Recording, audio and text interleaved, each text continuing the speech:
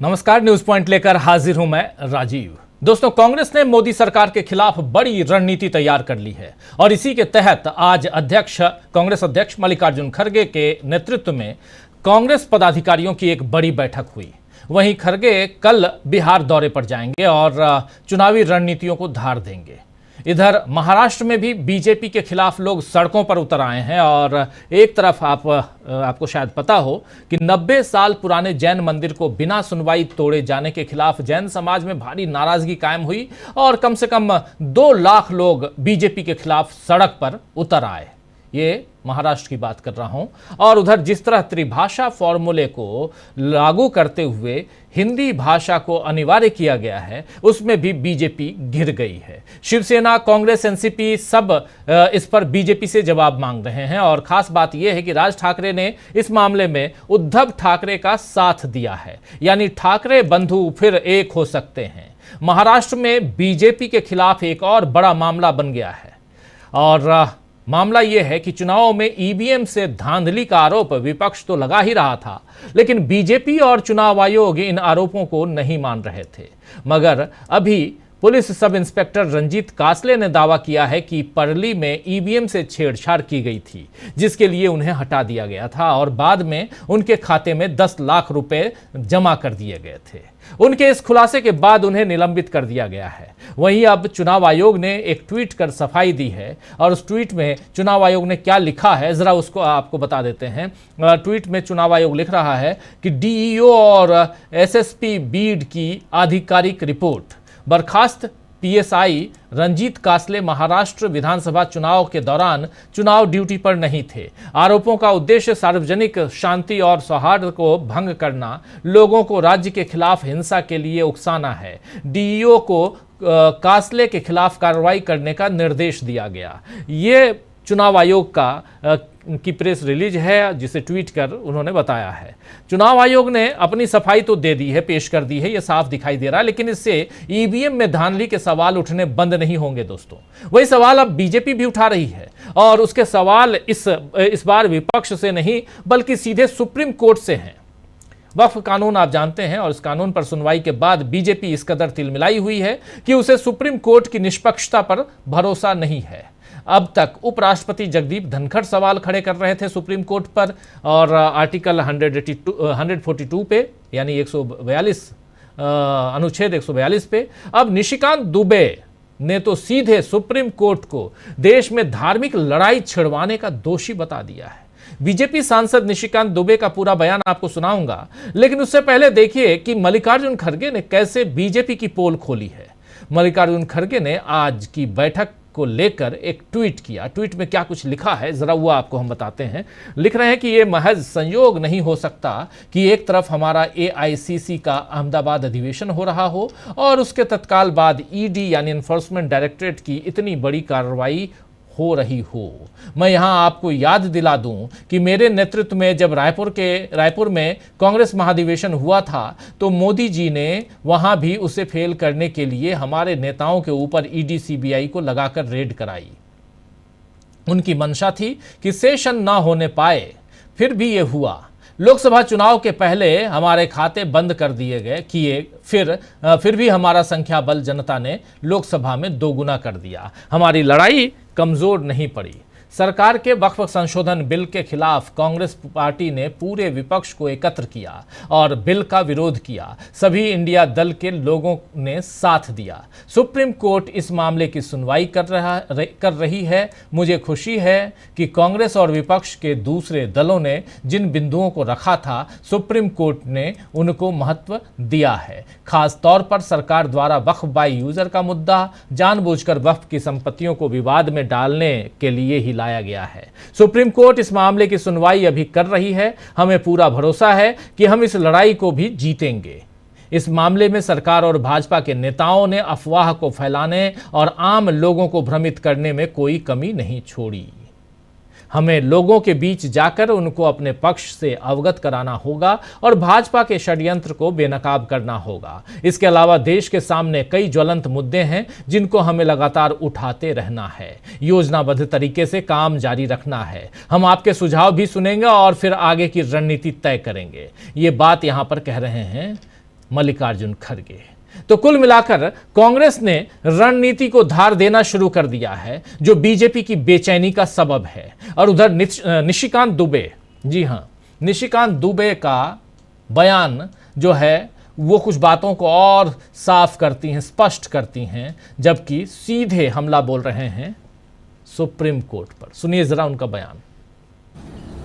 एक आर्टिकल 377 था जिसमें होमोसेक्सुअलिटी जो है एक बड़ा अपराध था। अभी ट्रंप एडमिनिस्ट्रेशन आया है, उसने क्या कहा है? उसने कहा है कि इस दुनिया में दो ही सेक्स है, या तो मेल है या तो फीमेल है। ट्रांसजेंडर की उसने बात नहीं कही, होमोसेक्सुअलिटी की बात नहीं कही।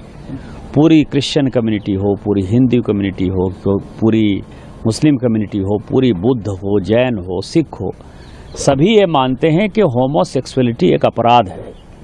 सुप्रीम कोर्ट ने वन फाइन मॉर्निंग कहा कि नहीं, ये केस हम एबॉलिश करते हैं, ये आर्टिकल एबॉलिश करते हैं। हमने आईटी एक्ट बनाया। आईटी एक्ट में सबसे ज़्यादा दुखी कौन है? महिलाएं हैं, महिलाओं के पौर्न आते हैं, बच्चे हैं, बच्चे के पौर्न आते हैं, उनकी सेक्सुअलिटी के बारे में जो है हंगामा होता है। एक दिन सुप्रीम कोर्ट खड़ा होता है, वो कहता है 66 से ख़त्म कर दिया हमने, आईटी एक्ट ख़त्म कर दिया। अभी आप समझिए, मैंने आर्टिकल 141 का बहुत बड़ा जो है अध्ययन किया है। आर्टिकल 141 कहता है कि हम जो कानून बनाते हैं, हम जो जजमेंट देते हैं, वो लोअर कोर्ट से लेकर सुप्रीम कोर्ट तक लागू है। लोअर कोर्ट से लेकर सुप्रीम कोर्ट तक लागू है, लेकिन कानून बनाने वाला जो है, आर्टिकल 368 क्या कहता है?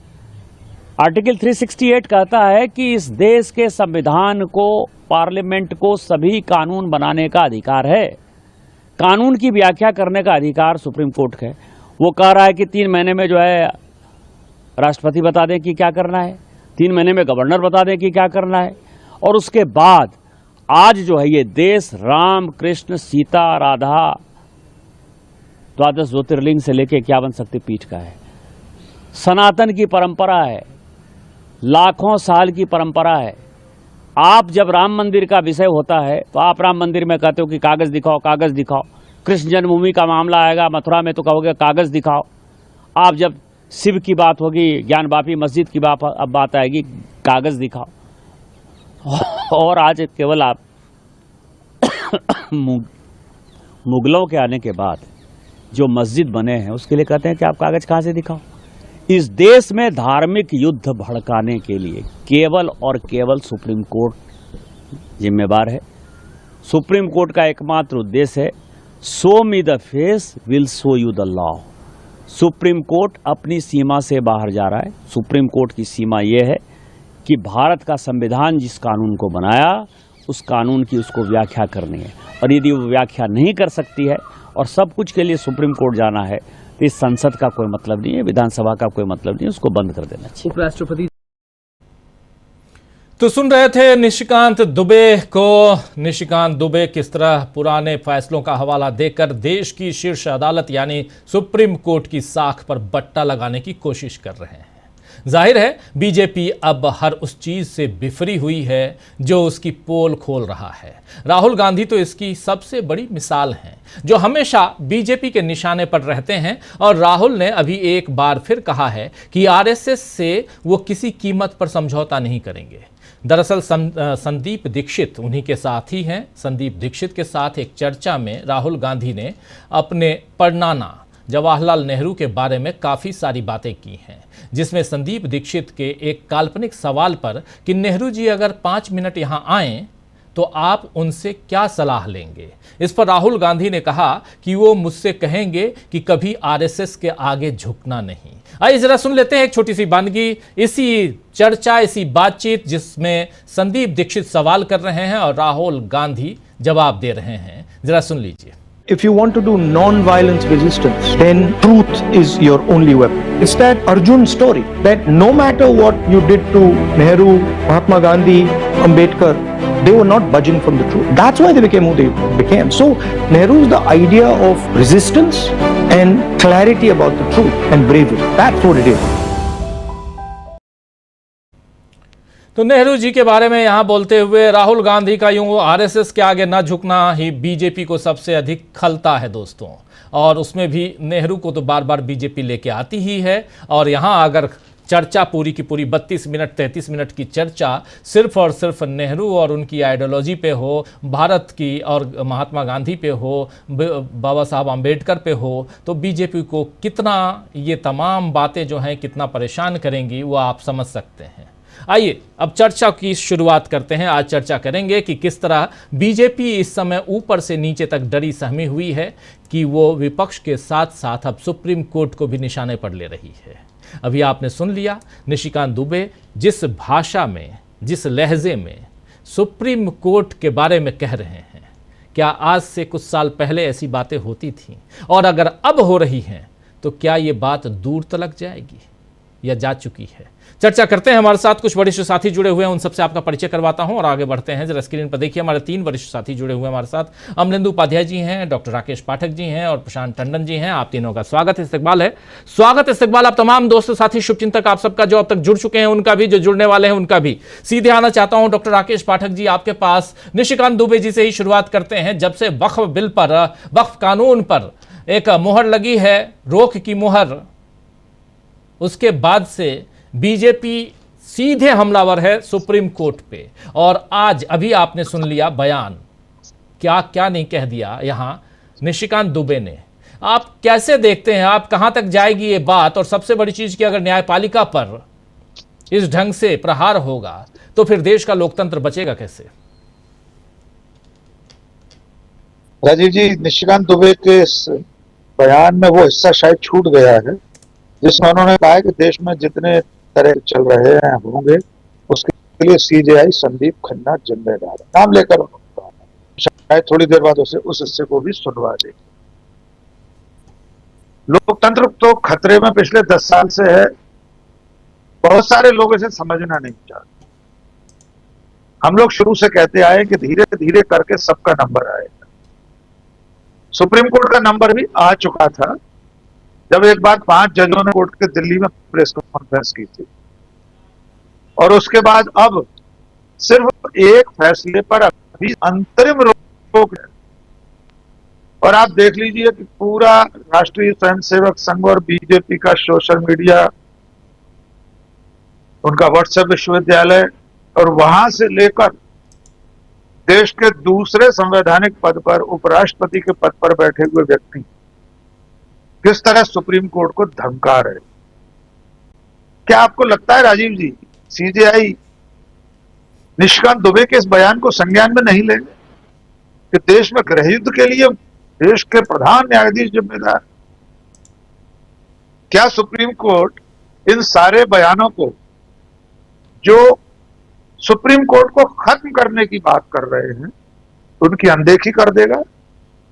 7 दिन बाद जब इस मुद्दे पर सुनवाई होगी तो क्या सुप्रीम कोर्ट सॉलिसिटर जनरल से पूछेगा नहीं कि आप और आपकी सरकार में बैठे लोग सुप्रीम कोर्ट को खत्म करना चाहते हैं, हमें हमारी हदें बता रहे हैं, भावी या चल रहे गृह युद्ध के लिए सीजेआई को जिम्मेदार ठहरा रहे हैं?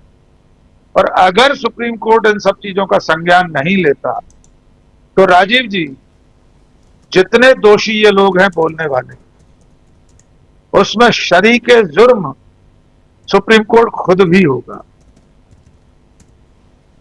क्योंकि बहुत स्थापित उक्ति है कि अन्याय करने वाले से ज्यादा अन्याय सहने वाला भी उत्तरदायी होता है जी। तो अब सुप्रीम कोर्ट के साथ अन्याय हो रहा है। अभी तो उसने कोई फैसला भी नहीं सुनाया। सुप्रीम कोर्ट ने कहां कह दिया कि वक्फ बिल खत्म कर दीजिए, ये कानून असंवैधानिक है, संविधान विरुद्ध है?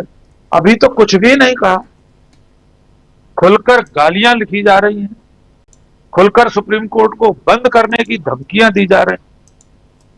मुझे ऐसा लगता है कि भारतीय जनता पार्टी मोदी शाह की सत्ता के निशाने पर क्रमशः जो लोग थे, उसमें मीडिया भी था, नौकरशाही थी, जो और संवैधानिक संस्थाएं, स्वायत्त शासी संस्थाएं, केंद्रीय चुनाव आयोग है, जांच एजेंसियां हैं, सतर्कता आयोग है, इन सबको तो काबू में कर लिया गया। अब बारी सुप्रीम कोर्ट की है।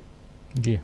पिछले प्रधान न्यायाधीश क्या कर गए, कितने फैसलों में उन्होंने जुबानी जमा खर्च किया, फैसलों में लिखा नहीं। अब अग्नि परीक्षा वर्तमान प्रधान न्यायाधीश की, तो देखना यह होगा कि अब सुप्रीम कोर्ट क्या करता है। ये लड़ाई अब राजनीतिक नहीं बची है राजीव, ये देश के संविधान को, सुप्रीम कोर्ट को, न्याय की सर्वोच्चता, स्वायत्तता को बचाने की लड़ाई बची। इसका लेना देना अब कांग्रेस और बीजेपी से भी नहीं, अब इसका लेना देना सीधे सीधे देश के संविधान, लोकतंत्र, हमारी संसदीय प्रणाली, जिसमें न्यायालय की, सर्वोच्च न्यायालय की अपनी एक स्वायत्तता है। जिस तरह से अनुच्छेद 341, 342 को लेकर जो 141, 142 को लेकर बातें हो रही हैं, जिस तरह सोशल मीडिया के ट्रोल सुप्रीम कोर्ट को बता रहे हैं कि उसकी हैसियत नहीं है सदन में पारित कानून की समीक्षा करने, जबकि हम और आप शुरुआती दिन से, पहले दिन से ये कहते आ रहे हैं कि किस किस आधार पर सुप्रीम कोर्ट समीक्षा कर सकता है। तो ये लड़ाई अब बहुत बड़ी और व्यापक हो चुकी है। और अंतिम बात रही, जिस तरह से प्रधानमंत्री नरेंद्र मोदी खामोश हैं, न केवल खामोश हैं बल्कि उनका अप्रत्यक्ष संरक्षण और समर्थन सुप्रीम कोर्ट के खिलाफ चल रहे पूरे अभियान को है। वरना अगर एक बार प्रधानमंत्री किसी सार्वजनिक समारोह में या किसी अपने संभाषण में, किसी इंटरव्यू में इतना भर कह दें कि सुप्रीम कोर्ट की सर्वोच्चता अपनी जगह है, उसके बारे में कोई टीका टिप्पणी बर्दाश्त नहीं की जाएगी, तो फिर न जगदीप धनखड़ की हिम्मत है, न निशिकांत दुबे की, न सोशल मीडिया के ट्रोल्स। लेकिन वे ऐसा चाहते हैं, इसलिए ऐसा हो रहा है। जी राजीव जी, बिल्कुल बिल्कुल आप सही कह रहे हैं कि इस पर प्रधानमंत्री अगर चाहें तो रोक लगा सकते हैं, लेकिन अभी तक ऐसी बातें सामने आई क्यों नहीं। प्रधानमंत्री तो चलिए एक पॉलिटिकल व्यक्ति भी हैं, हालांकि हैं संवैधानिक पद पे आसीन वो, लेकिन दूसरी तरफ जगदीप धनखड़ साहब को तो आप देख ही रहे हैं। जगदीप धनखड़ साहब जिस ढंग से बयान दे रहे हैं वो गौर फरमाने लायक है, यही कह सकते हैं। लेकिन आना चाहता हूं प्रशांत टंडन जी आपके पास। निशिकांत दुबे के बयान से ही शुरुआत करते हैं, ईवीएम पे भी चलेंगे, बातें बहुत कुछ होंगी इस चर्चा में और हमारे साथ जुड़ेंगे श्रवण गर्ग साहब भी थोड़ी देर बाद। लेकिन आपसे जरा समझना चाहता हूं प्रशांत जी कि क्या निशिकांत दुबे ने एक हवा दी है? ये सब चीज़ें इस ढंग की बयानबाजियों से अपने कार्यकर्ताओं, अपने समर्थकों को प्रोत्साहित नहीं किया जाता है? जो अभी आप लगातार देख रहे हैं, हम लोग देख रहे हैं कि सोशल मीडिया पर सुप्रीम कोर्ट की निगेटिव छवि बनाई जा रही है, ट्रेंड करवाया जा रहा है।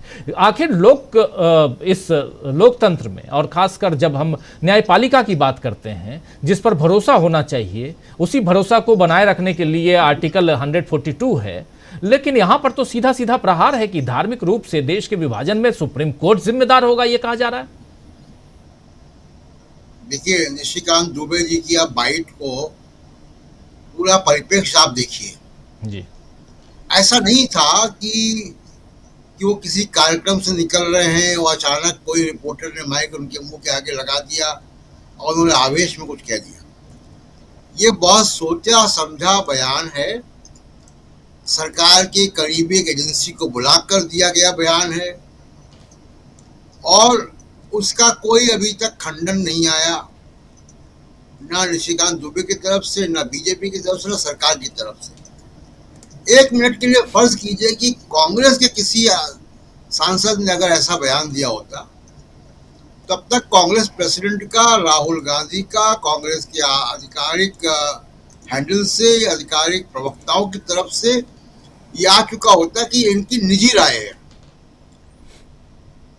तो ये निजी राय नहीं है उनकी, निशिकांत दुबे की, ये पार्टी का स्टैंड है, सरकार का स्टैंड है।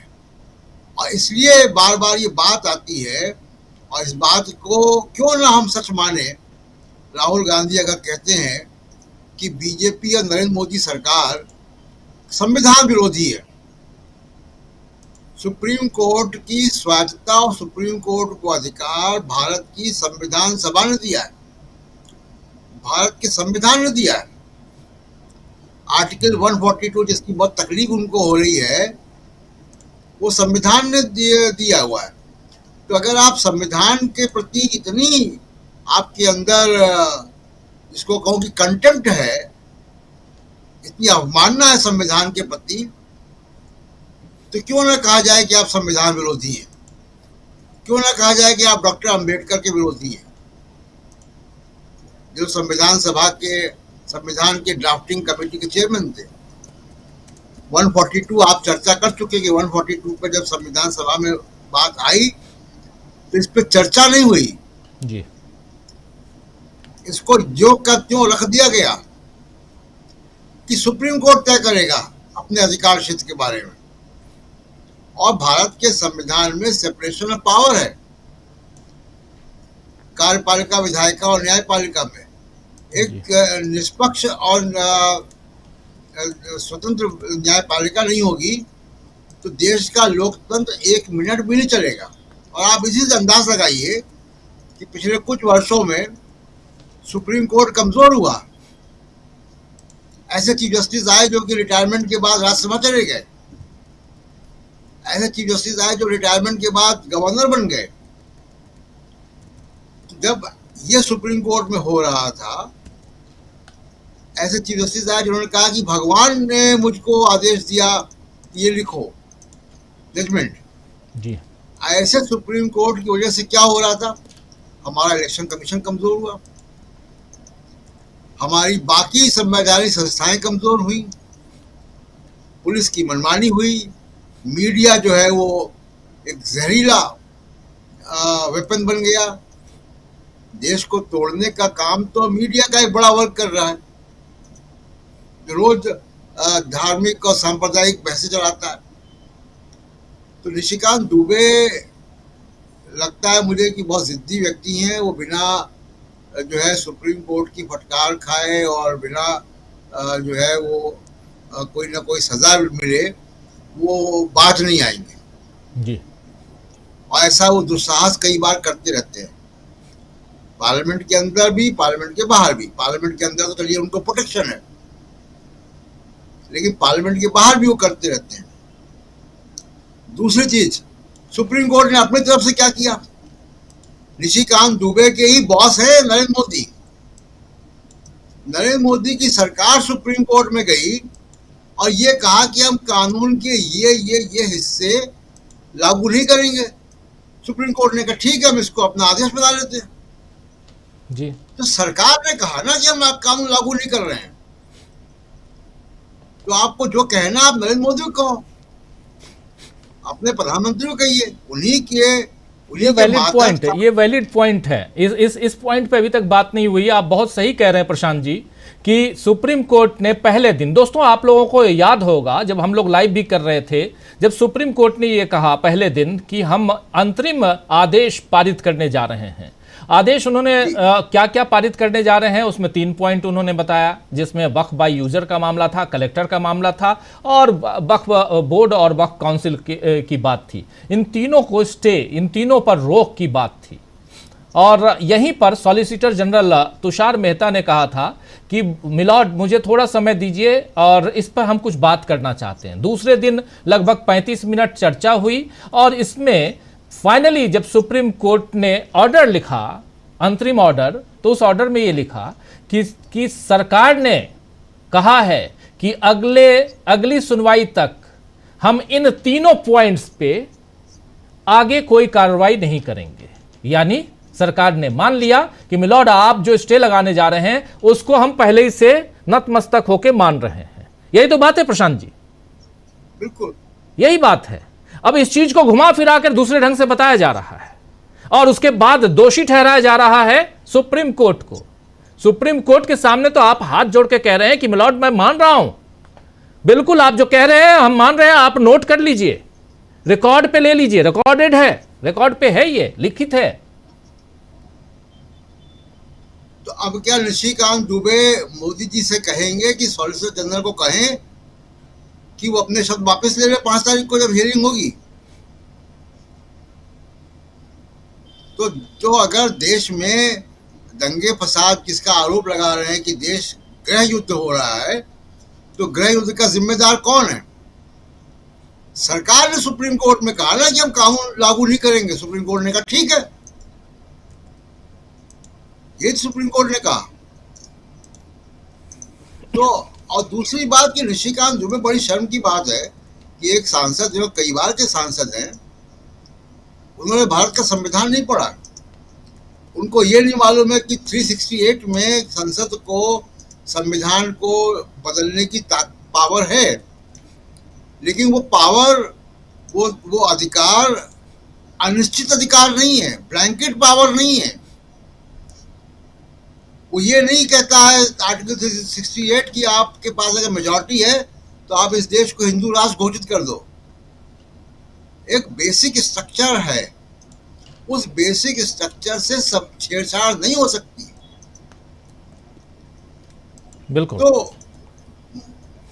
क्या निशिकांत दुबे को बेसिक स्ट्रक्चर की जानकारी नहीं है? क्या उनको बिल्कुल। केशवानंद भारती केस की जानकारी नहीं है? बिल्कुल है, लेकिन वो जानबूझ के वो उकसा रहे हैं बीजेपी के समर्थकों को कि आप सुप्रीम कोर्ट के खिलाफ हमलावर हो। और ये बड़ी साजिश सुप्रीम कोर्ट की अकेले नहीं है, ये बड़ी साजिश और बड़ा हमला भारत के संविधान पर है। बिल्कुल। क्योंकि संविधान कहाँ चलेगा अगर सुप्रीम कोर्ट नहीं होगा तो? जो डिक्टेटर दुनिया भर के, चाहे वो नॉर्थ कोरिया है, चाहे वो दूसरे कंट्री है, चाहे रूस है, चाहे चीन है, वहाँ सुप्रीम कोर्ट, वहाँ की सुप्रीम कोर्ट आज़ाद नहीं है जी। वो केवल लोकतांत्रिक देशों में सुप्रीम कोर्ट आज़ाद होती है, मीडिया आज़ाद होता है। तो निशिकांत दुबे या उनकी पार्टी या उनकी सरकार ये नॉर्थ कोरिया बनाना चाहते हैं इस देश को, कि जहाँ सुप्रीम कोर्ट ना हो। क्योंकि सुप्रीम कोर्ट के होने का मतलब है कि यहाँ पे फसाद होंगे। तो वो उनकी मंशा बड़ी साफ है कि वो भारत को नॉर्थ कोरिया जैसा कोई देश बनाना चाहते हैं, जिसमें कि सुप्रीम कोर्ट जैसी कोई बिल्डिंग हो, केवल सुप्रीम कोर्ट वैसा सुप्रीम कोर्ट ना हो जो कि सरकार को निर्देश भी दे, सरकार की कोई जवाबदेही ना हो, ना संसद के प्रति, ना अदालत के प्रति, ना देश की जनता के प्रति। तो मोदी जी कोई मतलब बादशाह है, उनको जनता ने चुन के भेजा है, संवैधानिक प्रक्रिया के तहत वो प्रधानमंत्री हैं, तो संविधान की संस्थाओं के प्रति उनकी जवाबदेही तो होनी चाहिए। जी राजीव, बिल्कुल बिल्कुल, आप सही कह रहे हैं। जरा आना चाहता हूं अमलेंदु उपाध्याय जी, आप किस ढंग से देखते हैं, क्या ये उकसावे वाली राजनीति हो रही है, और वो भी ये बहुत ही खतरनाक है। देखिए, सियासतदां जो हैं वो एक दूसरे दलों पे, पार्टियों पे अगर वो हमला बोलते हैं तो कोई बात नहीं, लेकिन यहाँ तो सीधे संवैधानिक स्ट्रक्चर जो है, हमारा जो ढांचा है उस पर हमला, हमारे संविधान के एक पिलर के ऊपर हमला है, यानी न्यायपालिका पर हमला है। और ये कहीं ना कहीं सीधा अपने समर्थकों को उकसाना। जरा आओ आपके पास एक बयान और सुन लेते हैं इन्हीं का, निशिकांत दुबे जी का, जरा सुन लेते हैं और कैसे ये कह रहे हैं। हमारे साथ गर्ग साहब भी जुड़ गए हैं। गर्ग साहब, आपका स्वागत करता हूं इस कार्यक्रम में। जरा इस बयान को सुनते हैं पहले, निशिकांत दुबे जो कह रहे हैं, कितना डरावना है ये, इससे समझ में आएगा। अमलेंदु उपाध्याय जी सुनिए जरा। बनर्जी का बयान, उन्होंने कहा आप इस्तीफा दे दीजिए, आप गलत बात करते हैं। इस देश में जितने गृह युद्ध हो रहे हैं उसके जिम्मेवार केवल यहाँ के chief justice of India Sanjeev Khanna साहब हैं। बनर्जी का बयान, उन्होंने कहा आप इस्तीफा दे दीजिए, आप गलत बात करते हैं। इस देश में जितने गृह युद्ध हो रहे हैं उसके जिम्मेवार केवल यहाँ के chief justice of India Sanjeev Khanna साहब हैं। तो सुन लिए अमलेंदु जी, इस देश में जितने गृह युद्ध हो रहे हैं उसके लिए सिर्फ जिम्मेदार एक ही है, chief justice of India Sanjeev Khanna. सीधा हमला सीजेआई के ऊपर, और इतना बड़ा आरोप। हम तो इसका विश्लेषण कर रहे हैं, पार्टियां जाने समझें कि क्या चल रहा है, क्या करना है, कैसे सियासी रोटियां सेकनी है, लेकिन यह हमला है न्यायपालिका के ऊपर। क्या कहेंगे राजीव जी? न्यायपालिका के ऊपर तो हमला है ही, लेकिन निशिकांत दुबे प्रधानमंत्री नरेंद्र मोदी पर भी बड़ा जबरदस्त हमला कर रहे हैं, और बिल्कुल नाकारा और अक्षम प्रधानमंत्री बता रहे हैं नरेंद्र मोदी को, क्योंकि वो कह रहे हैं कि देश में जितने भी गृह युद्ध हो रहे हैं, इसका मतलब देश में गृह युद्ध हो रहा है, एक आदमी कई गृह युद्ध हो रहे हैं राजीव जी। ये कह रहे हैं निशिकांत दुबे, मैं नहीं कह रहा हूं, ये निशिकांत दुबे कह रहे हैं कि देश में जितने भी गृह युद्ध हो रहे हैं तो नरेंद्र मोदी नाकारा है, अक्षम है और प्रधानमंत्री होने के लायक नहीं है। ये कहना है निशिकांत दुबे का। संजीव खन्ना, सीबीआई, उनके ऊपर तो बाद में आएंगे, पहले तो नरेंद्र मोदी की ऐसी तैसी कर रही है, बिल्कुल बता दिया कि एकदम नाकारा है नरेंद्र मोदी, देश असुरक्षित हाथों में है, गृह युद्ध हो रहे हैं देश में कई सारे। अब कौन कौन से गृह युद्ध हो रहे हैं ये और बता देते हैं अगर निशिकांत दुबे, तो और बड़ी कृपा होती, नरेंद्र मोदी का विश्लेषण करने में और ज्यादा हमको सहूलियत होती कि नरेंद्र मोदी कहाँ कहाँ जो है नाकामयाब हो रहे हैं, कहाँ कहाँ नाकारा है, जो गृह युद्ध देश के अंदर चल रहे हैं। तो ये तो राजीव जी सीधे सीधे नरेंद्र मोदी के ऊपर हमला है। मोदी जी को स्पष्टीकरण देना चाहिए कि देश में कहाँ कहाँ गृह युद्ध हो रहे हैं। आपका एक सांसद जो है, बड़ा मुखर और बड़ा प्रखर सांसद जो है, वो बता रहा है देश में कई कई गृह युद्ध हो रहे हैं। तो ये सीधा सीधा मोदी जी के ऊपर हमला है राजीव जी। उसके बाद तो सीबीआई का सीधे सीधे वो नाम ले ही रहे हैं राजीव जी। अब यहाँ जो है निश्चित तौर पर यह अवमानना का मुकदमा बनता है। अगर एक सीबीआई जो है वो एक बीजेपी नेता के लड़के की बाइक जो है कोरोना काल में बिना हेलमेट के चला ले और उस पर एक वकील प्रशांत भूषण टिप्पणी कर दें, तो वो तो मामला बन जाता है अवमानना का। लेकिन यह अवमानना का मामला नहीं है क्या? ये तो अवमानना भी है और सीधे सीधे सीबीआई के ऊपर कहा जा रहा है कि आप गृह युद्ध करवा रहे हैं, इसलिए दोषी हैं।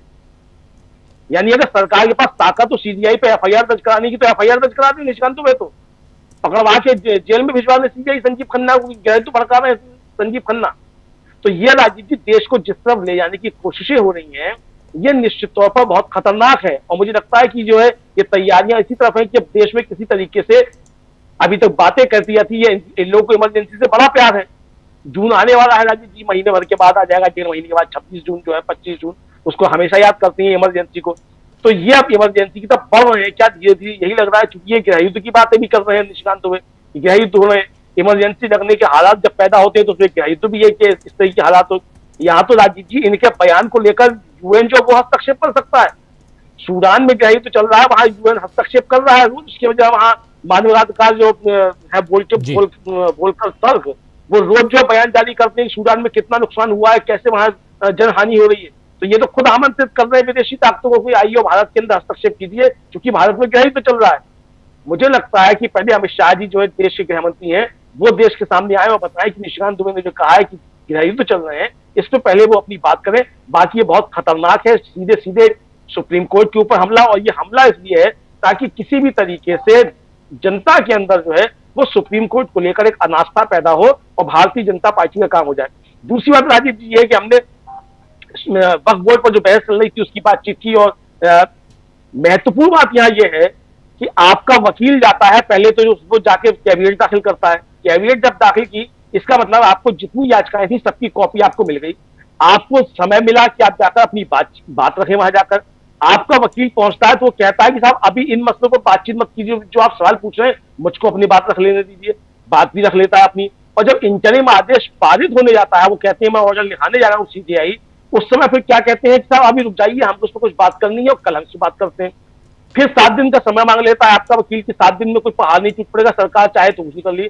तो आपका वकील जो है, जब उसको नहीं मालूम जो आपका पैरवी करने जा रहा है कि कानून क्या है और क्या नहीं, 7 दिन का समय उसको फिर चाहिए, तो भाई ये कैसा कानून बनाया मोदी जी ने जो आपके सरकारी वकील को समझ में नहीं आ रहा है?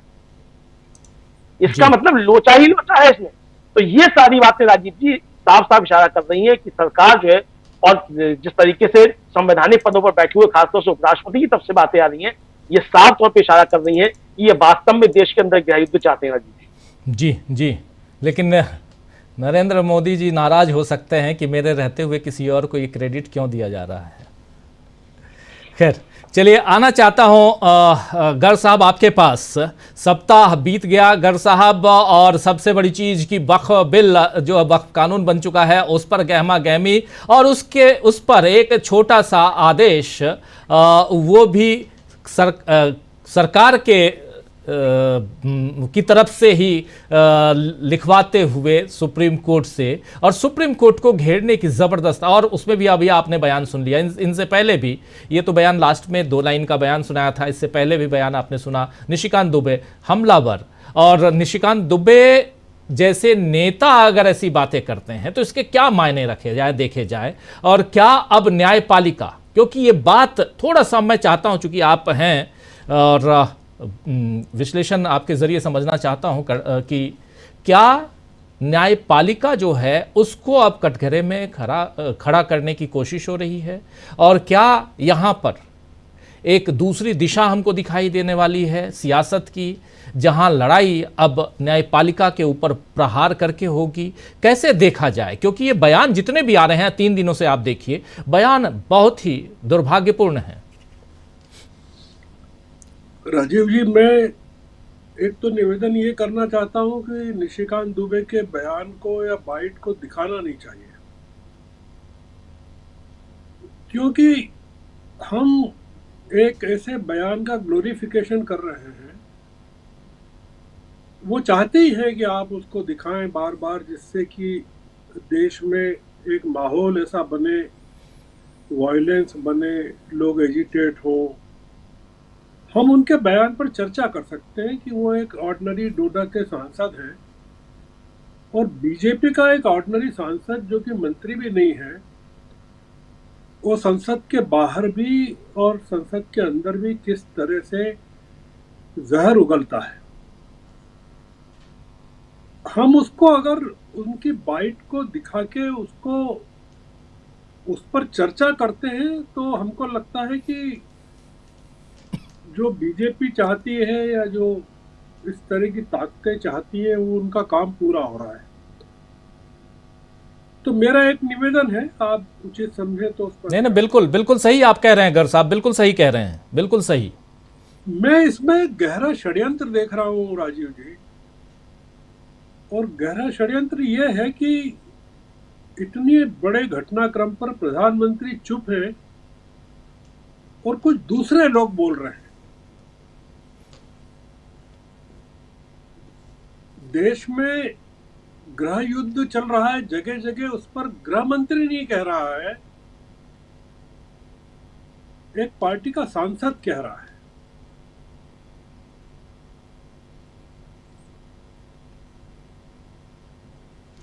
लोकसभा के उपाध्यक्ष की इस लोकस स्टैंडाई क्या है कि वो संसद की तरफ से कैसे बोल सकते हैं, सुप्रीम कोर्ट को कैसे नसीहत दे सकते हैं, कार्यपालिका के वो क्या हैं जी, वो कार्यपालिका में क्या हैसियत रखते हैं कि वो ये कहें कि सुप्रीम कोर्ट कार्यपालिका को चला रहा। कार्यपालिका का कोई आदमी अगर कहे तो हमको समझ में आता है कि अर्जुन राम मेघवाल अगर कहे तो हमको समझ में आता है, या किरण रिजिजू जिस तरह से कह रहे हैं, या प्रधानमंत्री कहें या अमित शाह कहें। सरकार घबराई हुई है और हमको उसके घबराने में कुछ ढूंढना चाहिए कि कुछ बड़ा आने वाले दिनों में इस देश में हो सकता है। ये कुछ संकेत हैं उसके। किसी सुनामी के पहले ये जो भूकंप के छोटे छोटे झटके हैं, ये वो है। एक माहौल तैयार किया जा रहा है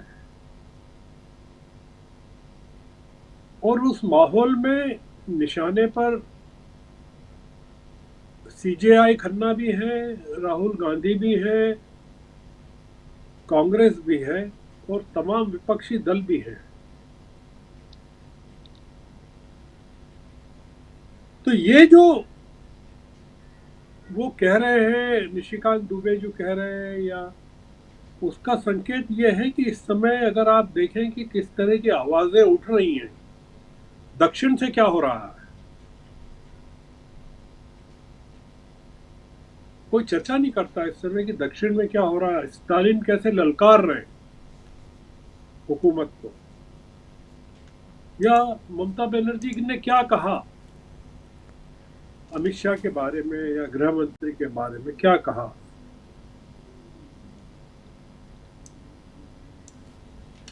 यह महाराष्ट्र में आपने 8-9 लाख महिलाओं को निकाल दिया लाड़की बहना योजना से, तो उसको लेकर वहां कितनी नाराजगी है कि उनको सिर्फ अगर किसी को 2 जगह से मिल रहा है तो उसको सिर्फ 500 रुपये मिलेंगे।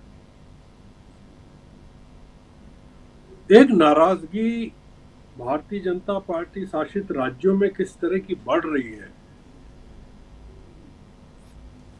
एक पार्टी अपना अध्यक्ष नहीं चुन पा रही है, लगातार टाल रहे हैं।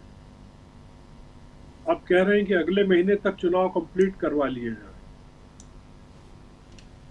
जी। आधे राज्यों में भी चुनाव नहीं हुए संगठन के। तो ये निशिकांत दुबे इस समय तो एक प्रतीक है, ये कोई मुख्य अभिनेता नहीं है। ये बगल से आवाज निकाल रहे हैं।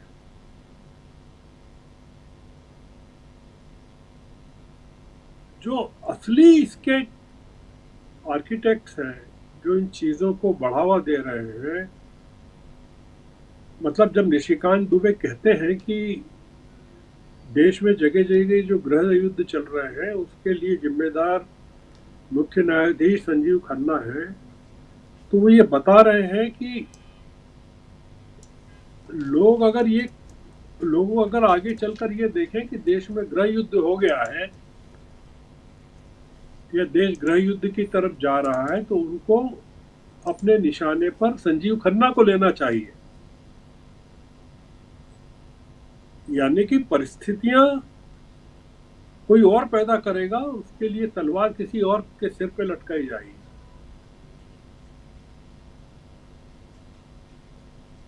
हमको निशिकांत दुबे से ये पूछना चाहिए कि क्या आप गृह युद्ध की भूमिका तैयार कर रहे हैं और उसके लिए कोई खलनायक संजीव खन्ना के रूप में तैयार ढूंढ रहे हैं? क्योंकि ये वक्त का मामला जो है, घबरा गई है सरकार।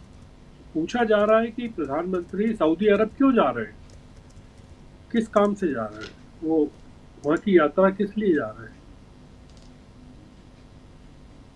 आपने देखा कि इतने बड़े बड़े मामले देश में चल रहे हैं, प्रधानमंत्री कभी थाईलैंड में होते हैं, कभी लंका में होते हैं,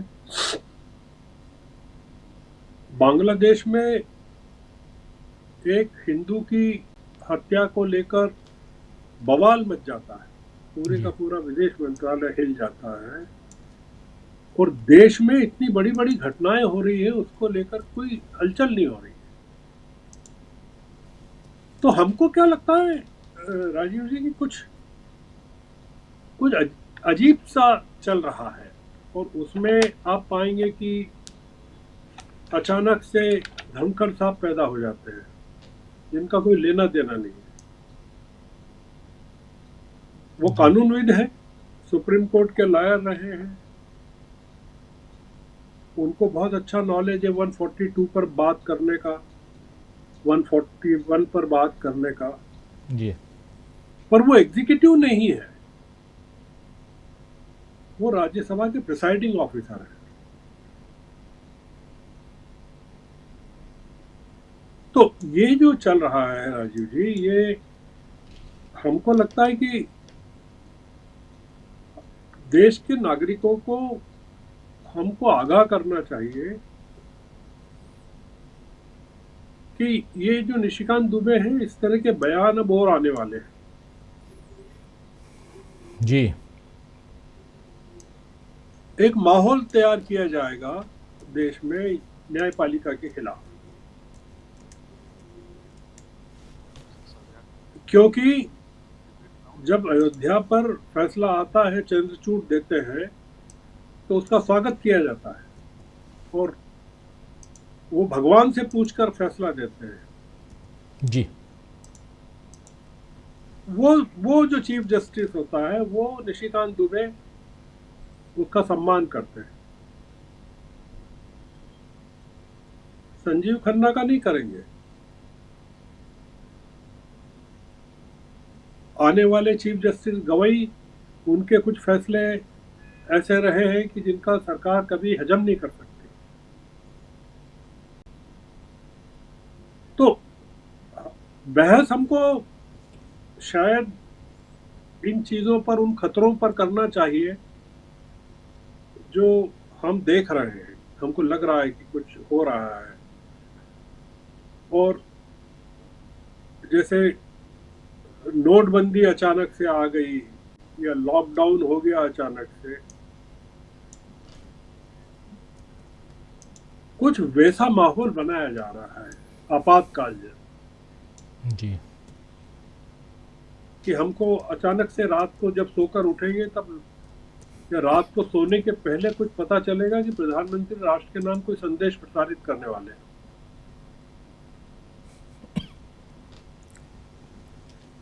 ये निशिकांत दुबे कुछ नहीं है, मतलब एक सांसद है, इसलिए उससे ज्यादा वो कानून के ज्ञाता भी हो सकते हैं, पढ़े लिखे भी हैं, पर वो अभिषेक मनु सिंघवी और कपिल सिब्बल नहीं है कानून के मामले में। राइट। कपिल सिब्बल ने जिस तरह से धनखड़ के कहे पर आक्रमण किया, या अगर आपने देखा हो, अभिषेक मनु सिंघवी ने भी ये कहा कि हमने पूरे वक्फ बैंक पर उसकी मांग ही नहीं की, पूरा वक्फ बैंक को खत्म करने की। हमने जो 3-4 मांगे की थी, ये वही है कुल मिलाकर। बिल्कुल बिल्कुल। गर साहब आता हूँ। जी जी जी जी, माफी चाहूंगा, आप अपनी बात करके अपनी बात नहीं नहीं, हो गई पूरी बात। जी जी जी। आता हूँ, दोबारा आता हूँ। और बहुत एक अच्छी दिशा आपने दी है इस चर्चा की, और जिसमें ये खोजना होगा, ढूंढना होगा, समझना होगा हमारे आपके हम सबके विश्लेषण के जरिए कि आखिर देश में चल क्या रहा है। क्या न्यायपालिका पर हमला बोलकर कुछ और दिशा में ले जाने की, देश को किसी और दिशा में ले जाने की कोशिश है? इसकी तरफ थोड़ा चलते हैं जरा। डॉक्टर राकेश पाठक जी, क्या लगता है आपको? बहुत गंभीर चर्चा हम लोग कर रहे हैं और पूरे सप्ताह भर का निचोड़ इस आज हम लोग लेके आते हैं। और सबसे बड़ी चीज कि वक्फ संशोधन अधिनियम 2025 पर जो चर्चा हुई, जो डायरेक्टिव आया, उसके बाद से ठीक है 5 तारीख का इंतजार कर लेते हैं, 5 मई का, लेकिन आप इंतजार नहीं कर रहे हैं, लगातार हमला बोल रहे हैं। और ये तय मानिए कि ये 5 तारीख तक लगातार चलना है, यानी अभी से दबाव की राजनीति शुरू हो गई है। लेकिन क्या जो दिखाई दे रहा है दबाव की राजनीति मात्र वही है, या इसके पीछे कोई और खेल है? कैसा लगता है, क्या लगता है आपको, डॉक्टर राकेश पाठक जी? जी राजीव जी, मुझे लगता है श्रवण जी जिस खतरे की ओर इशारा कर रहे हैं, वैसा ही कुछ बहुत बड़ा होने की संभावना या आशंका दिखाई दे रही है। यद्यपि मैं आदरणीय श्रवण जी से बहुत विनम्रता से एक असहमति दर्ज कराना चाहता हूं कि निशिकांत दुबे जैसे लोगों के बयानों पर चर्चा न करें। सर, कालीन के नीचे छुपाने से ये गंदगी कब नहीं जाएगी? नहीं, एक मिनट। उन्होंने ये नहीं कहा चर्चा ना करें, उन्होंने कहा कि उनके बयान को, गर्ग साहब ने साफ कहा कि उनके बयान को जो दिखा रहे हैं हम, उसको ग्लोरीफाई कर रहे हैं, चर्चा जरूर करें, उन्होंने साफ कहा है। शायद आप थोड़ा मिस कर गए होंगे। ग्लोरीफाई करने का तो कोई सवाल ही नहीं है सर। जी, टीवी लाइव आप हम सब लोग जो बैठे हैं इस वक्त इस पटल पर, कोई एक भी व्यक्ति ऐसे बयानों को ग्लोरीफाई नहीं कर सकता। हम लोग तो सब लोकतंत्र की लड़ाई लड़ रहे हैं, संविधान के लिए लड़ रहे हैं और पत्रकारिता का अपना फर्ज अदा कर रहे हैं। लेकिन इस देश को अब समझ लेना चाहिए कि सत्ता में बैठे लोग किस इरादे के साथ आगे बढ़ रहे हैं। बिल्कुल सही कहा श्रवण जी ने कि ये बयान अकेले निशिकांत दुबे का बयान नहीं है। मैंने भी अपने बयान में शुरू में कहा, अपने कथन में, कि इसके पीछे प्रधानमंत्री नरेंद्र मोदी का सीधे संरक्षण, वरना किसी सांसद की भी, निशिकांत दुबे कोई ट्रोल नहीं है कि ट्विटर पर बैठा हुआ कोई आईटी सेल का बंदा है जो पढ़ा ना लिखा, उसको कुछ 2 लाइन दे दी गई, उसने ट्वीट कर दिया। अमलेंदु जी ने जो सवाल पूछे थे उनमें 1-2 सवाल और जोड़कर हम भी यही सवाल पूछना चाहते हैं, इस देश में कहां गृह चल रहे हैं। मणिपुर का तो हमें मालूम, लेकिन सत्ताधारी पार्टी का सांसद अगर ये कह रहा है, बहुवचन में बता रहा है, देश में चल रहे गृह युद्धों के लिए, तो वो तत्काल सरकार को बताए। वो तो सरकार का उस नाते हिस्सा है कि सत्ताधारी पार्टी का सांसद है, एक जिम्मेदार पद पर बैठा हुआ व्यक्ति है। वो सरकार को बताए, एनआईए को बताए, जितनी देश के पास सुरक्षा की एजेंसियां उन सबको बताए, सरकार फौरन से बेशतर, अगर सचमुच में गृह युद्ध चल रहा है देश में, चल रहे हैं, तो आपात व्यवस्थाएं करे उसे रोकने के लिए। क्या यूएन मिशन इसके लिए आएगा तो अमलेंदु जी कह रहे हैं? क्या हम विदेशी ताकतों को आमंत्रित कर रहे हैं? कोसोवो में सिविल वॉर चल रहा था, आज भी वहां यूएन मिशन इन कोसोवो, उनमें मैं गया हूं उसकी रिपोर्टिंग कर। दुनिया के तमाम अशांत देशों में जहां जहां गृह युद्ध चलते हैं, उसका अंत क्या होता है? उसका अंत ये होता है कि अमेरिका जैसे दुनिया के दरोगा अपनी मर्जी के लिए या तो यूएन मिशन वहां थोप देते हैं, या नेटो जैसी तमाम उनकी अपनी सेनाएं। तो क्या हम भारत के दरवाजे इन लोगों के लिए खोल रहे हैं? क्या हम चाहते हैं कि दुनिया भी ये मानने लगे कि हिंदुस्तान में सिविल वॉर चल रहा है? यद्यपि इस मामले में हम और आप तो बहुत दिनों से कहते चले आ रहे हैं कि अगर ये लोग, ये खास विचारधारा के लोग इसी तरह काम करते रहे, अगर इन पर अंकुश नहीं लगाया गया, अगर इसी तरह से जाति सेनाएं, एक एक जाति की अपनी अपनी कुनबे की सेनाएं सामने आ रही हैं सड़कों पर, फरसे गणा से तलवारें लहराई जा रही, ये गृह युद्ध से पहले की आहट है। लेकिन सरकारी पार्टी का एक बंदा ये कहे कि गृह युद्ध चल रहे हैं और सीबीआई जिम्मेदार है, तो इसके पीछे सचमुच में कोई बहुत गहरी योजना या साजिश शामिल है जी। अंत में इसके अलावा क्या हो सकता है? हम और श्रवण जी, आशंका जो, प्रशांत जी, अमलेंदु जी, आप, हम लोग अनुमान लगा रहे हैं। तो अब इस सरकार के निशाने पे कौन बचा है? कांग्रेस पार्टी, उनके हिसाब से उन्होंने खत्म कर दी। सोनिया गांधी, राहुल गांधी को जेल भेजने की तैयारी है, मीडिया को खत्म कर ही दिया है, सारी संवैधानिक संस्थाएं अपना दायित्व समाप्त करके पूरी तरह से घटक दल बन चुकी हैं। बचा कौन है? राजीव जी, अकेला सुप्रीम कोर्ट, वो भी आधा अधूरा सा ही बचा हुआ। उसके तमाम फैसले पिछले 10 सालों के ऐसे हैं कि उसकी भूमिका सत्ता के ही सहयोगी के रूप में दिखाई दे रही। और यही ट्रोल्स, यही सारे लोग, जब सुप्रीम कोर्ट का प्रधान न्यायाधीश कहे कि मैं तो भगवान के सामने बैठकर रास्ता मांग रहा था, भगवान ने मुझसे कहा कि ये फैसला कर दो, मैंने फैसला कर दिया, तब इसकी ठकुर सुहाती कर रहे थे। सिर्फ एक फैसले में भी एक आंशिक संकेत दिया है सुप्रीम कोर्ट ने, और अगर वो फैसला खिलाफ आता है तो ये लोग किस हद तक जा सकते हैं। मेरी आशंका ये है कि ये केन प्रकारेण ये किसी तरह से सुप्रीम कोर्ट को भी नख दंत विहीन करना चाहते हैं। उसका तरीका क्या होगा हम नहीं जानते। किसी संविधान संशोधन के जरिए ये तो किया ही नहीं जा सकता कि सुप्रीम कोर्ट का कोई अधिकार ही नहीं रहा, लेकिन ये इस तरह के दबाव में, इस तरह के भयादोहन के जरिए सुप्रीम कोर्ट के चीफ जस्टिस तक को देश में चल रहे गृह युद्धों के लिए जिम्मेदार बताकर उसका मनोबल तोड़ना चाहते हैं। और उसके लिए श्रवण जी ने आपातकाल शब्द का भी इस्तेमाल किया, तो इस अघोषित आपातकाल को किसी बहाने से घोषित आपातकाल में भी बदला जा सकता है। वैसे उसकी उन्हें जरूरत नहीं है, सब कुछ अघोषित आपातकाल में हो ही रहा है। तो मैं इसके पीछे कोई बहुत बड़ी योजना देख रहा हूं मोदी शाह सरकार की, कि अब आखिरी जो राह का रोड़ा है सुप्रीम कोर्ट, उसे किसी तरह से रीढ़ विहीन कर दिया जाए। जी जी बिल्कुल। प्रशांत जी, आप क्या देखते हैं ये जो चल रहा है, इसके आगे और उसके तहत जो राजनीति, जो सियासत होने वाली है, कैसे देखा जाए? कारणों पे बात करता हूँ राजीव जी, लेकिन निशिकांत दुबे के बयान में 2 कीवर्ड्स हैं, उन कीवर्ड्स पे गौर कीजिए। Chief justice of India, sitting chief justice of India Sanjeev Khanna और गृह युद्ध,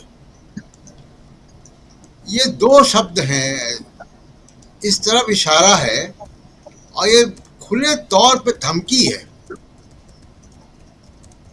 और एक लिंच मॉब तैयार करने की बात है सीधे सीधे। और मैं इसको एकमात्र एमपी का बयान नहीं कहूंगा, ये बीजेपी का आधिकारिक स्टैंड है, क्योंकि बीजेपी की तरफ से अभी तक जो हम आपसे बात कर रहे हैं, बीजेपी ने ये नहीं कहा कि इनकी निजी राय है, बीजेपी ने ये नहीं कहा कि निजी राय है, सरकार ने ये नहीं कहा कि हम उनकी राय से सहमत नहीं है, कानून मंत्री ने नहीं कहा कि हम ये निशिकांत दुबे की निजी राय है, उससे हम सहमत नहीं हैं। तो इसलिए ये खुले तौर पे धमकी है। अब ये क्यों नौबत आ रही है? कई कारण है। परसों अमेरिका के उपराष्ट्रपति जेडी वेंस यहाँ आ रहे हैं, टैरिफ को लेके एक मामला है। वो टैरिफ का मामला अभी केवल टला है 90 दिन के लिए, वो खत्म नहीं हो गया है। दूसरा जो बड़ा महत्वपूर्ण मामला जिस तरफ गर्ग साहब ने भी इशारा किया, वो मामला है कि आरएसएस अब बीजेपी का अध्यक्ष कौन बनेगा इसमें अपनी टांग फंसा चुकी है। और जो 3-4 नाम लेके नरेंद्र मोदी गए थे नागपुर, वो नामों पे सहमति नहीं हुई है। अब आरएसएस और मोदी खेमे में अंदर खाने एक गृह युद्ध चल रहा है। वहां है गृह युद्ध, उस परिवार के अंदर गृह युद्ध है। और जब मोदी साहब सऊदी अरब से लौट कर आएंगे, तब मोहन भागवत और जो आरएसएस के डिप्टी हैं होसबोले, ये दोनों दिल्ली आ रहे हैं और उनकी बीजेपी के टॉप लीडरशिप से बात होनी है। इसी बात पे बात होनी है कि बीजेपी का अगला अध्यक्ष मोदी और अमित शाह का रबर स्टैंप नहीं होगा। अब हम देखते हैं कि ये गृह युद्ध क्या परिणति लेता है।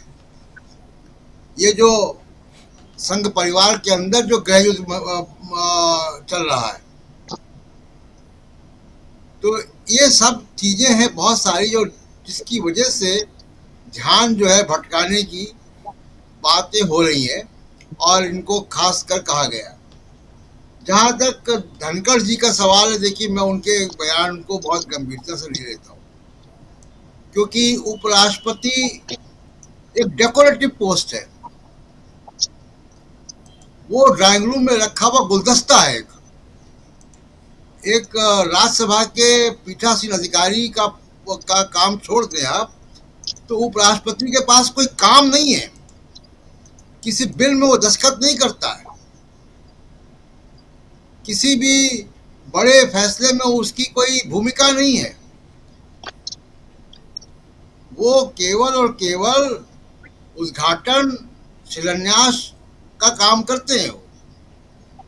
सेमिनार, उद्घाटन, शिलान्यास, यही काम है राज्यसभा के सभापति के अलावा। तो ऐसे व्यक्ति, इसका कोई अधिकार क्षेत्र ही नहीं है।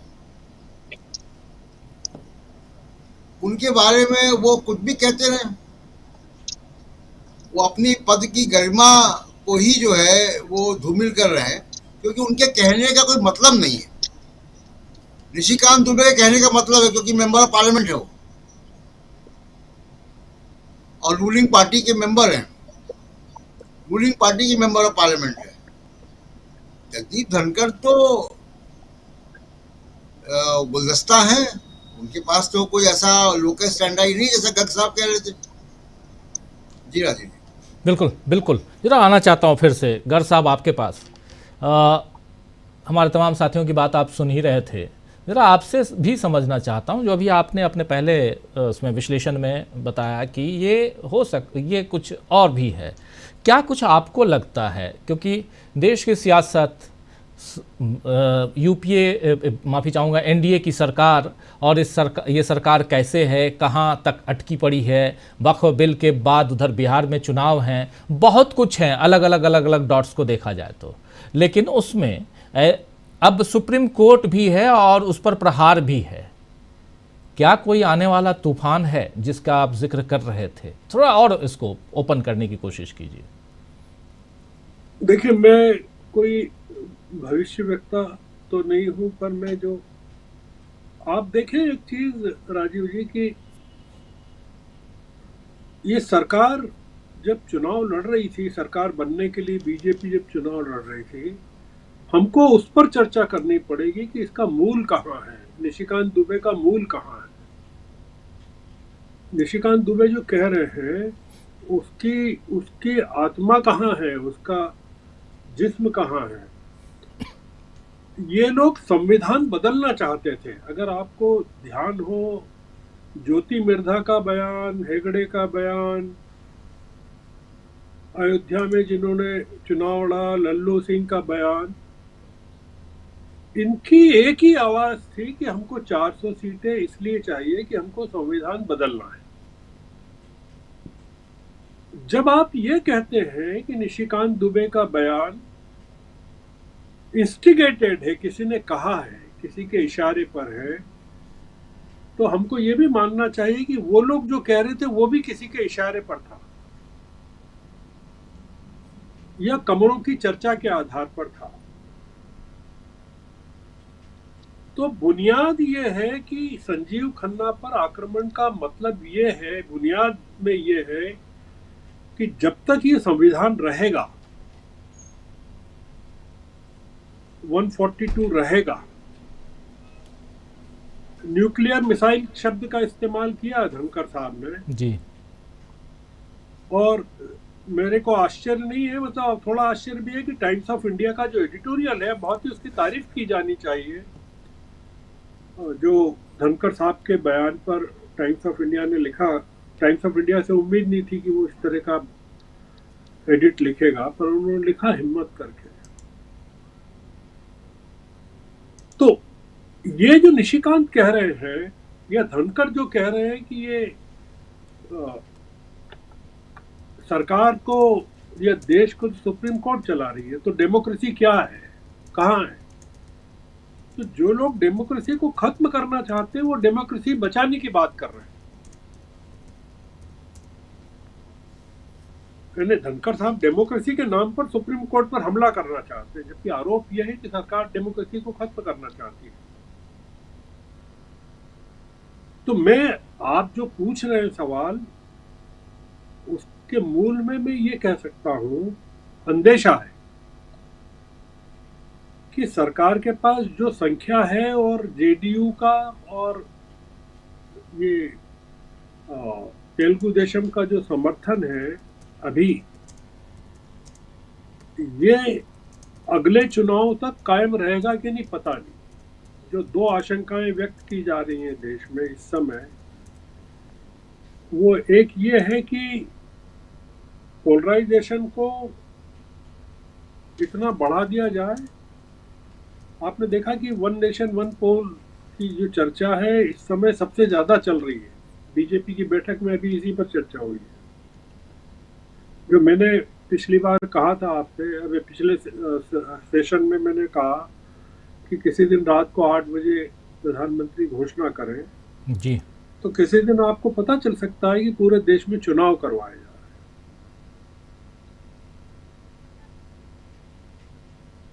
हैं। ये पूरा माहौल जो है, सारी चीजें खिलाफ जा रही है। ये जो वक्फ ने जो पोलराइजेशन किया है जबरदस्त तरीके से, वो बहुत, सरकार को उम्मीद नहीं थी कि इस तरह से उसका विरोध होगा। सरकार को उम्मीद नहीं थी कि सुप्रीम कोर्ट में इस तरह से उसको लेकर टिप्पणी होगी। सरकार को उम्मीद नहीं थी कि संजीव खन्ना जैसा आदमी कोई इस तरह का निर्णय लेगा, या उसके पहले जो फैसला आया पारदीवाला का जो फैसला आया। तो ये तमाम चीजें सरकार को लग रहा है कि इस समय जुडिशरी भी खिलाफ है, माइनॉरिटी भी खिलाफ है, सेंटर स्टेट रिलेशन सबसे खराब स्थिति में है। खासकर अगर आप दो बड़े राज्य देखें राजीव जी, हम लोग उस पर कभी चर्चा करेंगे कि तमिलनाडु में के नेतृत्व में जो चैलेंज, जो मैंने कहा था अभी, जो सेशन, और अभी ममता बनर्जी ने जो भाषण दिया वहाँ पश्चिम बंगाल में, अगर मैं उसको कोट करूं तो आपको आश्चर्य होगा जी। तो पूरा का पूरा भाषण ममता बनर्जी का अमित शाह जी के खिलाफ था और बहुत ही गजब का उन्होंने, और अभी जो कल जो इन्होंने बोला स्टालिन ने वहाँ तमिलनाडु में, ये जो चल रहा है सेंटर स्टेट रिलेशन जो चल रहा है देश में, जो चल रहा है, और आर्थिक स्थिति जिस तरह से चल रही है पूरी की पूरी, ये जो टैरिफ को लेकर जो पूरा चल रहा है, हम लोग बहुत एक बड़े संकट में इस समय हैं। कटौतियां की जा रही है, सारे खर्चे कम किए जा रहे हैं। हम लोगों ने कभी चर्चा ही नहीं की कि सारी स्मार्ट सिटीज की फंडिंग बंद हो गई है देश में। वो खंडहर के रूप में पड़े जो जितने काम पड़े थे उसका। ये सब चीजें बताती हैं कि जब चीजें खराब होती हैं तो उसको बचाने के लिए निशिकांत दुबे जैसे लोग या धनखड़ जैसे लोग खड़ा करके एक नया भूत खड़ा किया जाता है देश में। धर्म का भूत खड़ा किया जाता है, गृह युद्ध का भूत खड़ा किया जाता है, डेमोक्रेसी का खड़ा किया जाता है, एग्जीक्यूटिव पर हमले का किया जाता है। तो ये जो चीजें हैं, इसके पीछे अगर हम देखें, जो मतलब कुछ चीजें राहुल गांधी जो काफी पहले उन्होंने कहा था वो अब साबित हो रही है, लगातार साबित हो रही है, जो डर व्यक्त किया था। तो इसलिए जो आपका सवाल था, जो मैंने शुरू में कहा था कि मुझे कुछ लग रहा है कि कुछ, मैं इसको इस तरह भी कह सकता हूँ कि मेरी आशंका भी हो सकती है। मैं मतलब कोई मतलब निर्मूल हो सकती है वो आशंका, पर जो एक भय लगता है कि एक जो ऑर्डिनरी बुखार है वो टाइफाइड में नहीं बदल जाए। जी जी, वो ये है कि भाई आप जिसको ऑर्डिनरी बुखार मान के टालना चाहते हैं, यानी निशिकांत दुबे का जो बयान है वो ऑर्डिनरी बुखार नहीं है, किसी टाइफाइड का अंदेशा भी हो सकता है। और वो निशिकांत दुबे सांसद है। मैं इन्हें पूछिए कि ये बयान जो निशिकांत दुबे ने दिया वो गडकरी ने क्यों नहीं दिया, राजनाथ सिंह ने क्यों नहीं दिया? गृह मंत्री को कहना चाहिए ना कि देश में गृह युद्ध चल रहा है जगह जगह, वो नहीं कह रहे। गृह मंत्री को खंडन करना चाहिए कि ऐसा कुछ नहीं हो रहा है देश में, और गृह मंत्री को कार्रवाई करनी चाहिए निशिकांत दुबे के खिलाफ कि आप ऐसा भय फैला रहे हैं कि गृह युद्ध चल रहा है देश में जगह जगह। मांग तो ये होनी चाहिए देश में कि गृह मंत्री से मांग हो कि आप निशिकांत दुबे के खिलाफ कार्रवाई करिए, और या फिर ये बताइए, कहिए, स्पष्टीकरण, कहीं भी कोई गृह युद्ध नहीं चल रहा है, और या ये स्वीकार करिए कि गृह युद्ध चल रहा है। बिल्कुल। तो इसलिए हम लोग क्या, थोड़ा सा मुझे ये लगता है कि बहस को कंसंट्रेट कर देना चाहिए कि कुछ मूल में जाके हमला करना चाहिए कि कुछ इसकी जड़ कहीं अलग है जो दिखाई नहीं दे रही है, हम लोगों को नजर नहीं आ रही है। जी जी, बिल्कुल बिल्कुल, आप सही कह रहे हैं। एक छोटा कमेंट अमलेंदु उपाध्याय जी, आपको क्या दिख रहा है? अमलेंदु जी। बिल्कुल राजीव जी, ये जो है वो जब तूफान आता है तो उस तूफान से पहले कुछ संकेत मिलने लगते हैं, पंछी उड़ने लगते हैं, चूहे बिलों से बाहर निकलने लगते हैं, कुत्ते भौंकने लगते हैं। उसी तरीके की चीजें दिखाई पड़ रही है। तूफान से पहले जो इस तरह की चीजें होने लगी हैं, कुत्ते भौंकने लगे हैं, चूहे बिल से बाहर निकलने लगे हैं, पंछी उड़ने लगे हैं, वो सारी चीजें दिखाई पड़ रही हैं। तो निश्चित तौर पे कुछ तूफान तो आने वाला है। वो तूफान किस तरीके का होगा, उस तूफान में भाजपा उड़ जाएगी, देश का संविधान उड़ जाएगा, बस ये देखना है। लेकिन तूफान तो निश्चित तौर पर राजीव जी आने वाला है, ये संकेत तो साफ तौर पर दिखाई पड़ रहा है। तूफान आने वाला है। ऐसे भी इस बार मौसम विभाग ने कहा है बारिश बहुत होगी। तूफान तो हम लोग लगातार देख ही रहे हैं। तो मौसम का तूफान हो या सियासी तूफान हो, इंतजार कीजिए। ठंडक बाद में तो दे के ही जाता है ये तूफान, लेकिन जब तक रहता है तब तक बहुत कुछ उखाड़ फेंकता है। देखिए क्या सरकार उखाड़ फेंकेगा या तूफान या कुछ और होगा, इंतजार कीजिए। अभी बहुत बहुत शुक्रिया अदा करता हूं गर साहब आपका, डॉक्टर राकेश पाठक जी आपका, प्रशांत टंडन जी और अमलेंदु उपाध्याय जी, आप सबका बहुत शुक्रिया, बहुत धन्यवाद इस चर्चा में बने रहने के लिए। और आप तमाम साथी जो हमारे साथ बने हुए हैं, आप सबका भी शुक्रिया अदा करता हूं। राजेश कुमार धनखड़ साहब हमारे साथ हैं, भीम मुर्मू हैं हमारे साथ, और जसल दलजीत साहब AK हैं हमारे साथ, और श्री किरण जे, लियोनोरा फिनर्टी हमारे साथ हैं। Exactly you can never tell. Aslam Chishti ji कह रहे हैं गर साहब जब आपको दिखाई नहीं दे रहा है तो हमें कहाँ से दिखाई देगा।